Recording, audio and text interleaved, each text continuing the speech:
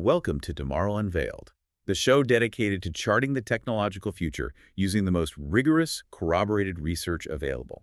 Today, we are diving deep into a topic our dedicated research team confirms is a profound, a history-making inflection point. We're talking about the convergence of AI and mechanics, the rise of the machines. And this isn't science fiction anymore, right? This is happening now. Exactly. This isn't theoretical. What we are witnessing is the strategic convergence of radically advanced hardware, exponential data scaling, and these really sophisticated generative AI models. And all that is fundamentally changing what a robot even is. We're moving from, a specialized tool to something much more dynamic. A general purpose agent. That's the goal. That's the core mission of this deep dive on Tomorrow Unveiled, to help you understand this transition. We're leaving the era of the rigid, heavy, cage-bound robot behind. And entering the age of dynamic, autonomous collaborators. To really frame the magnitude of this change, we have to look at the numbers. The financial signals are just, well, they're undeniable. They really are. Our analysis of the capital market shows investment in robotics is accelerating dramatically. It's projected to hit a record high of, $21 billion in 2025? $21 billion. Uh-huh. And just for context, the research team found that humanoid-specific funding, just for that one category, jumped nearly 150% year over year. And that massive capital influx, it's not speculative. I mean, it's not just wild bets. It signals this deep institutional belief that a major technological breakthrough is, right around the corner. And that belief, it translates into some monumental market ambition. The forecast we reviewed suggests the humanoid market alone, just the two-legged general-purpose machines, could swell to more than $5 trillion by 2050. $5 trillion. That is a staggering figure. It's hard to even wrap your head around. It is. To truly grasp the scale, you have to compare it to something. Think about the entire global automotive industry today. That's the kind of scale we're talking about. So the expectation is that this could be as big or even bigger than the car industry. Potentially, yes. When you factor in manufacturing, services, logistics, elder care, the disruption could be total. It implies a complete systemic shift. So if the technology has been, let's be honest, struggling for decades, why now? Why this sudden explosion of faith and funding? What's the fundamental bottleneck that's just cracked open? The shift is fundamentally cognitive, not mechanical. For the last 50 years, the big problem was mechanical. Just making the robot move precisely, affordably. Right. We've largely solved that now. The critical challenge today, and where all that money is rushing, is generalization. It's about building the cognitive core, the true AI brain that a robot needs to operate on its own in our messy, unpredictable world. So that's the difference between an arm that's pre-programmed to weld one specific car door And an intelligent agent that can learn to cook dinner, sort your packages, and then, fix a leaky faucet. Exactly. The money is flooding in because these companies believe they are on the verge of solving that core cognitive puzzle. And that unlocks applications across every single sector you can imagine. It really feels like we're watching this happen in real time. The transition from simple tools to complex thinking collaborators. So, on Tomorrow Unveiled today, we're going to get into the specifics. We'll look at the breakthroughs that finally got humanoids running, these radical new designs that are challenging the human form itself for efficiency, the AI brain making it all possible, and of course, the huge commercial challenges like safety and uptime that still need to be solved. Okay, let's start with the physical reality. This is the stuff you see in the videos that just, makes your jaw drop. For years, humanoids were slow, heavy, often tethered with cables, and frankly, a little clumsy to watch. That era is definitively over. Now they're running. And I mean truly running. What's the technical distinction there? What makes it true running? It's a crucial distinction. Running, in this context, is defined by achieving a true running gait, which has to include a momentary critical phase called the flight phase. The flight phase. It's when both feet are simultaneously off the ground.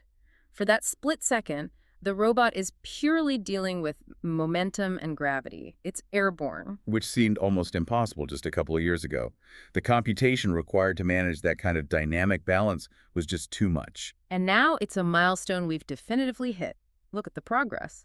Tesla's Optimus, for instance, showed a remarkably smooth, sustained running gait in their lab. And the speed is what's so impressive.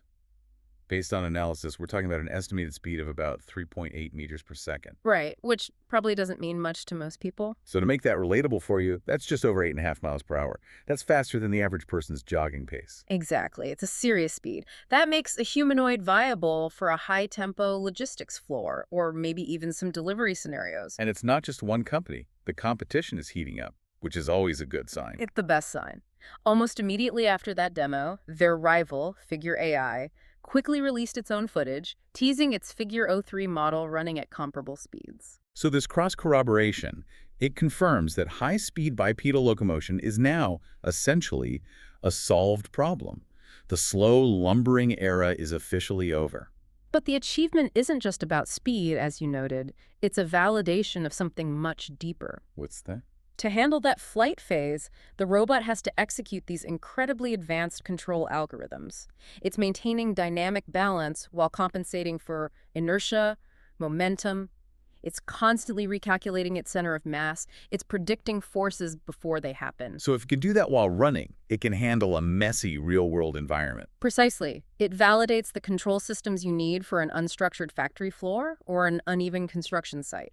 This is the foundational proof you need before you can really deploy these things in the wild. And the speed of this development, I mean, going from clunky walking to smooth running so quickly, that's being accelerated by something even more fascinating. This simulation to real-world pipeline. Oh, absolutely. The development cycle itself is being completely revolutionized.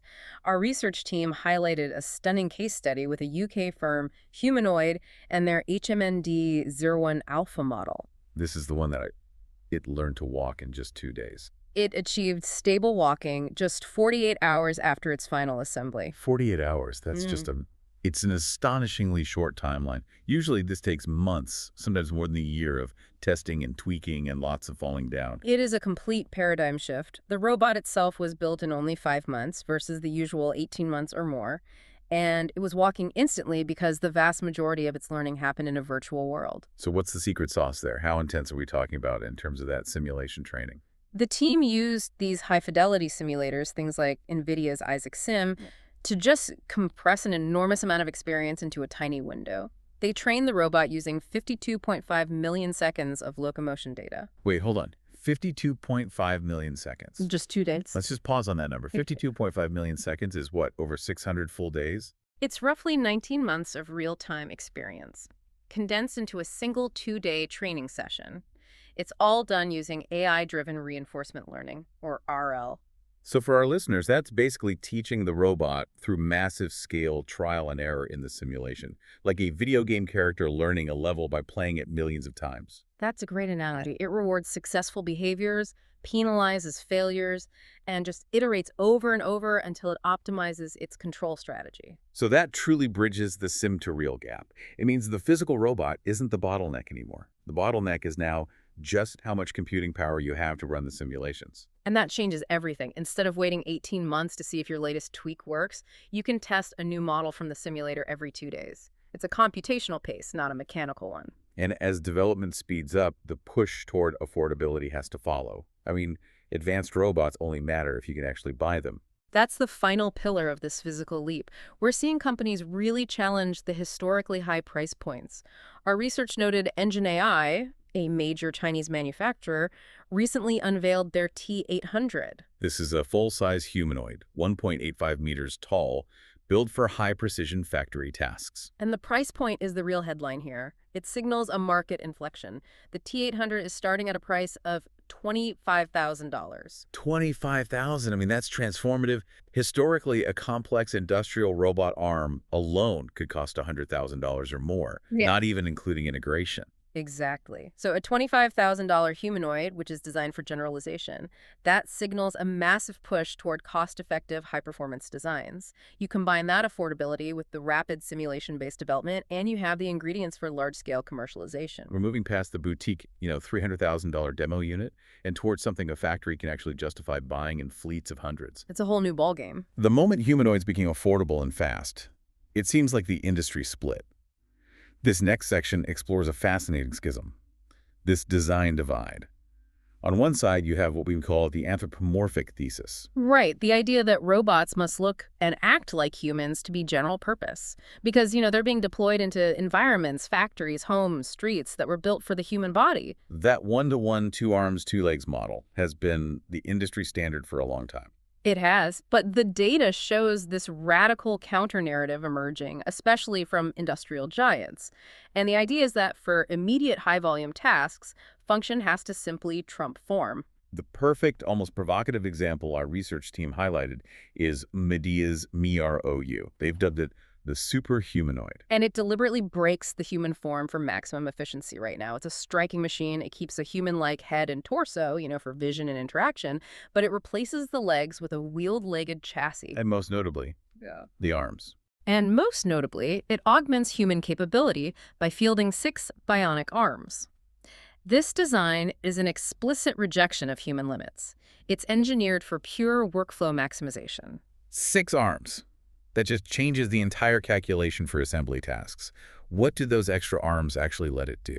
It's pure industrial optimization. Think about a complex assembly task. A human, or a standard 2-armed robot, has to pick up a part, put down a tool, pick up a fastener, then pick up the next tool. There's so much time wasted in that changeover. Right. The MROU can use its lower arms to hold a heavy component steady, while its middle arms do delicate assembly, and its upper arms secure fasteners or apply sealant, all at the same time. A parallel multi-tool workflow, something a human just can't do. Exactly. But I have to play devil's advocate here.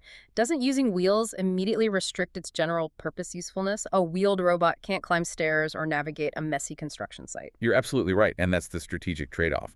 MIDEA has chosen to sacrifice that ultimate long-term generalization for immediate, massive industrial throughput. So they're solving for today, not for 10 years from now. Precisely. That wheeled chassis gives it omnidirectional agility. It can do a precise 360-degree in-place rotation. Yeah. In a flat factory, that agility is far more valuable than stair climbing. And the validation is that they're deploying it immediately. They are fast-tracking the MRU into a high-end washing machine factory with a very specific, measurable goal. The KPI. Right? An ambitious one. They wanted to improve production changeover efficiency by 30%. This rapid deployment confirms that for specific, high-volume manufacturing, task specialization offers a higher, more reliable ROI right now than waiting for full bipedal adaptability. And this idea of advanced dexterity and safety, it's not just happening in factories. We're seeing breakthroughs in other fields that prove out the core AI capabilities that humanoids need. Especially in high-stakes environments like medicine, the operating room is the ultimate testbed for adaptive control. You're talking about the Johns Hopkins SRTH surgical robot. A massive proof point. Our team noted it recently performed a key phase of a realistic gallbladder removal autonomously. And this is on soft, unpredictable tissue, which is incredibly difficult. How is this different from earlier surgical robots, which have been around for years? The key is true adaptation. It's a cognitive trait. Earlier systems followed a rigid, predetermined script. The SRTH, by contrast, adapted to subtle anatomical features in real time. It had the intelligence to understand the goal and adjust its plan to unexpected variations, just like a human surgeon would. And that's the same cognitive architecture a humanoid needs to handle the chaos of a kitchen or a factory floor. Exactly. And this focus on precision is leading to some brilliantly counterintuitive breakthroughs, like a technique that solves a long-standing tactile problem using simple mechanics instead of complex sensors. The bio-inspired surgical suture. This one's really clever. It's a wonderful piece of engineering. Researchers developed a surgical suture with a built-in slip knot that acts as a mechanical fuse for force. A mechanical fuse in the thread itself. Yep. As a robotic arm tightens the stitch, the slip knot is designed to unravel at a specific, safe tension. It ensures the suture is never too loose or too tight, even if the robot doesn't have super sensitive tactile sensors. And the precision was amazing. An astonishing 95% precision in force release.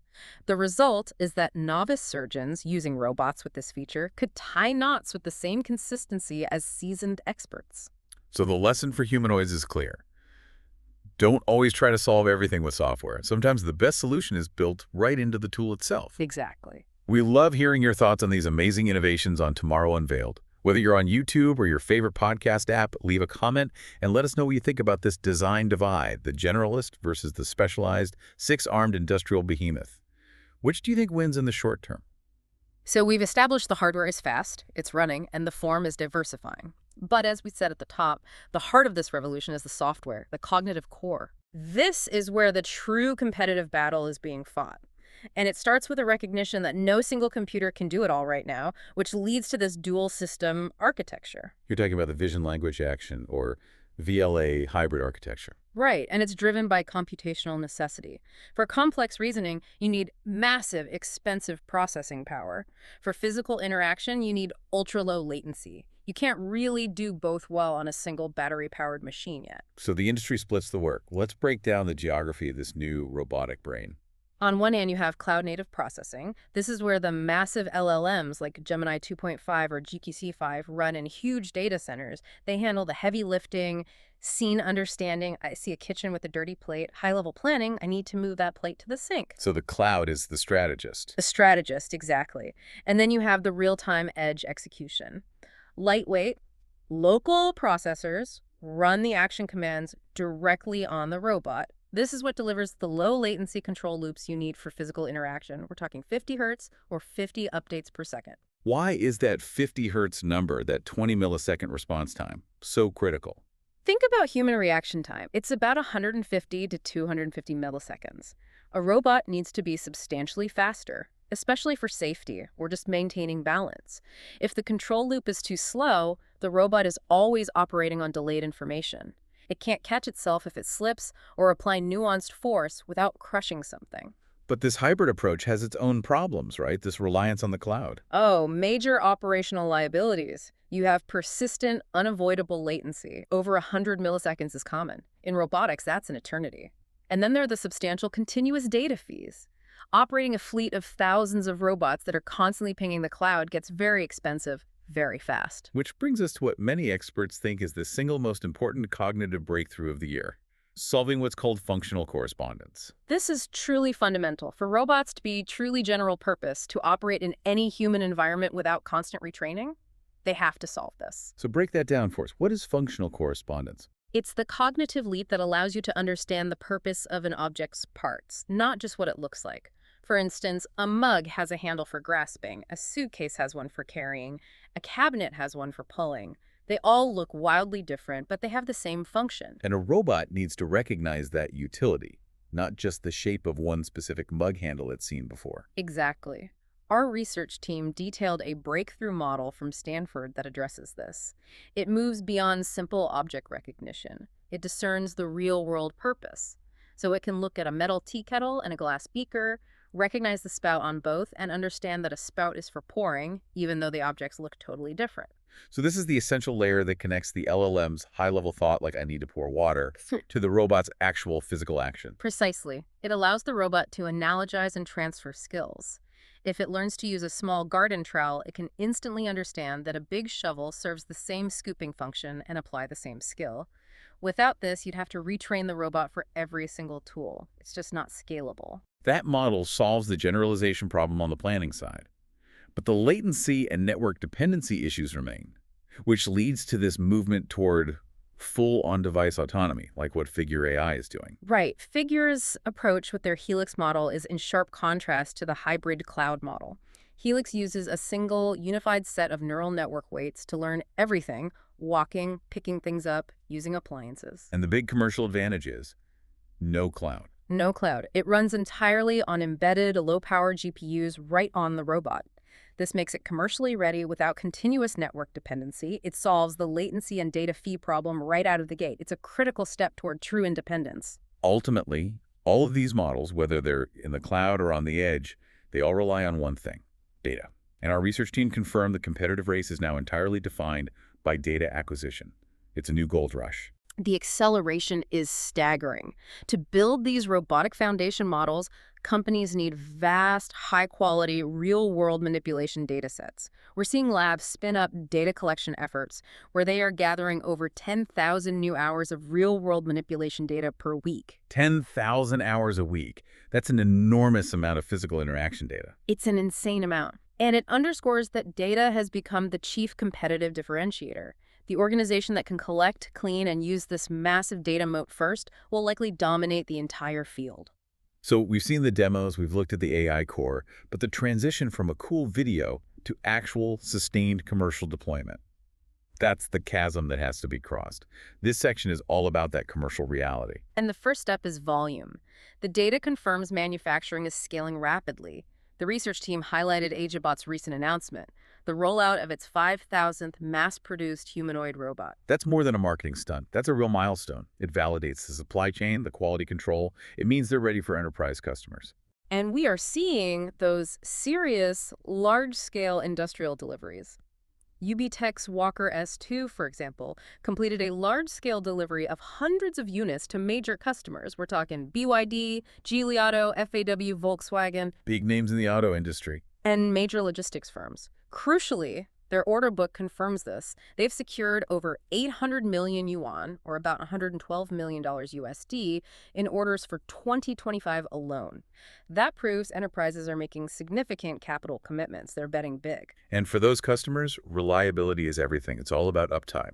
The tech is meaningless if the robot can't sustain its work. It is the absolute non-negotiable factor. If your robot only works for 3 hours before needing an 8-hour charge, its utility is severely limited. Which is why we're seeing these immediate practical solutions for 247 operation. Let's start with Figure 03's approach to charging. They integrated a powerful 2-kilowatt wireless inductive charging system directly into the robot's feet. It allows the robot to autonomously dock just by stepping onto a wireless stand in the floor. So it's like a giant wireless phone charger for its feet. Exactly, and it's foundational because it eliminates the need for a human to manage battery swaps or plug-in cables.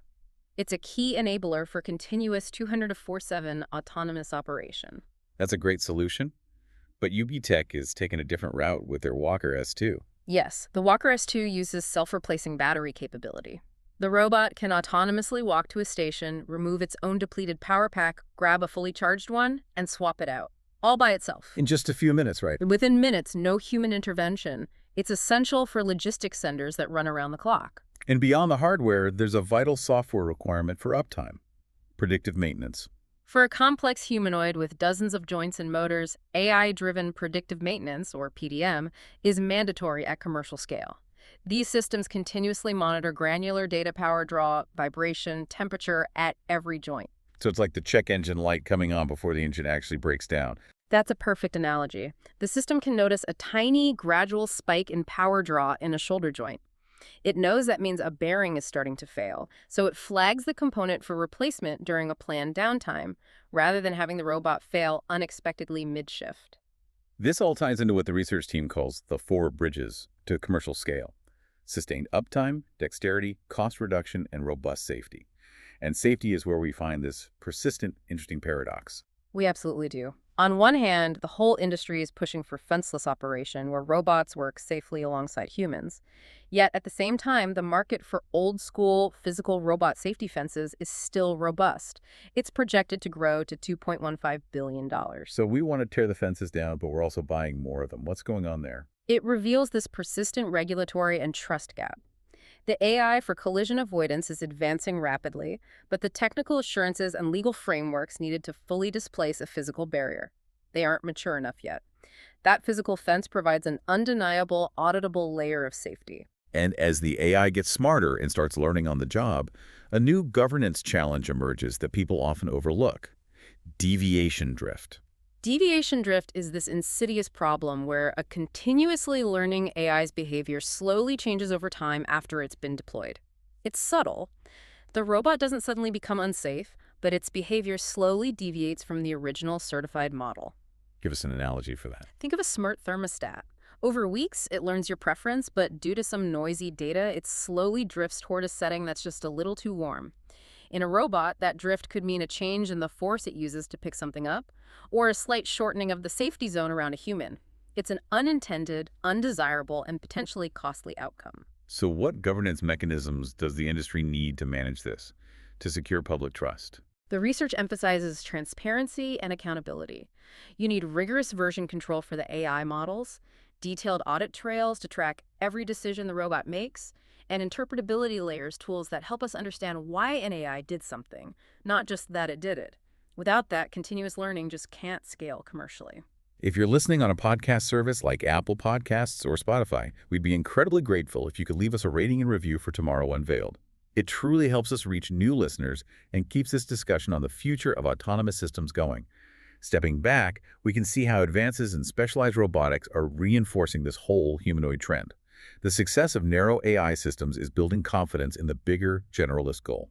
The autonomous mobile delivery robot, or AMDR, market is a perfect example. It's seeing massive, predictable growth projected to hit $8.44 billion by 2033. And this isn't hype. It's fueled by clear economics, rising labor costs, and the need to reduce last-mile delivery expenses. And that confirms that when the tech is reliable and you put it in a bounded, predictable environment, the ROI is undeniable. Exactly, and we see similar validation in hyper-precision manufacturing. Taiwan-based Techman Robot launched an AI inspection system that performs zero-latency defect detection while parts are moving at full production speed. So the line never has to slow down or stop for quality control. Precisely. For industries like automotive and semiconductors, clients are reporting staggering efficiency gains. We're talking 40 to 50% reductions in inspection times. This proves the underlying tech for humanoid vision and precision is already mature and delivering massive returns in specialized areas. Finally, we have to look at the biggest context of all, the geopolitical race for robotics leadership. This isn't just an industry discussion anymore. It's a matter of state industrial strategy. Our research team confirmed a major shift in U.S. strategy. The U.S. government is reportedly moving to make embodied robotics a cornerstone of industrial competitiveness and supply chain resilience. The Commerce Secretary has been meeting with industry CEOs, and there are reports an executive order on robotics is being considered for 2026. So these physical machines are now seen as essential national infrastructure. And this strategic focus is explicitly aimed at closing the competitive gap. China currently operates approximately 4 times the number of industrial robots as the U.S. That gap translates directly into manufacturing efficiency and a more robust industrial base. This confirms that robotics is no longer a niche pursuit. It's a central axis of technology competition. The battle for that $5 trillion humanoid market is also a battle for national economic supremacy. It really is. As we wrap up this deep dive on Tomorrow Unveiled, it's clear that the rise of the machines is accelerating along 2 really significant converging paths. The first path is all about immediate, specialized industrial throughput. The design of Medea's May-RU shows that by decoupling the humanoid label from the rigid constraint of a human form, you can get rapid, measurable ROI by just solving for the task at hand. Solving today's labor shortages with today's technology. Exactly. But the second, and arguably more enduring, trajectory is focused on solving that deep generalization problem. The breakthroughs in the cognitive layer, like that Stanford model for functional correspondence, and the on-device models like Figure's Helix, they show that the future is all about the AI software and the data stack. The battle has moved decisively from the workshop floor to the digital neural network. The revolution is accelerating, but the gap between a spectacular demo and sustained day-in, day-out auditable deployment remains the final hurdle. The next phase won't be defined by flashy videos of a robot running. It will be defined by cognitive resilience and operational trustworthiness. Which leaves us with a final, provocative question. How quickly will society adapt to managing continuously learning, autonomous agents that are no longer just tools, but dynamic collaborators whose behavior can subtly drift and must be governed through entirely new legal and technological frameworks? That is the governance challenge that defines the next decade. For our listeners on YouTube, if you're finding this insightful, please take a moment to like this video, subscribe to Tomorrow Unveiled, and consider hitting that new hype button to help us reach more viewers. And of course, be sure to turn on notifications so you never miss an update on the future. We love hearing your thoughts. Whether you're on YouTube or your favorite podcast app, leave a comment and let us know what you think about the rise of machines, especially the practical mechanisms needed to handle the governance of these continuously learning autonomous robots. If you're listening on a podcast service like Apple Podcasts or Spotify, we'd be incredibly grateful if you could leave us a rating and review for Tomorrow Unveiled. It truly helps us reach new listeners. Thank you for joining us on Tomorrow Unveiled. We'll see you next time.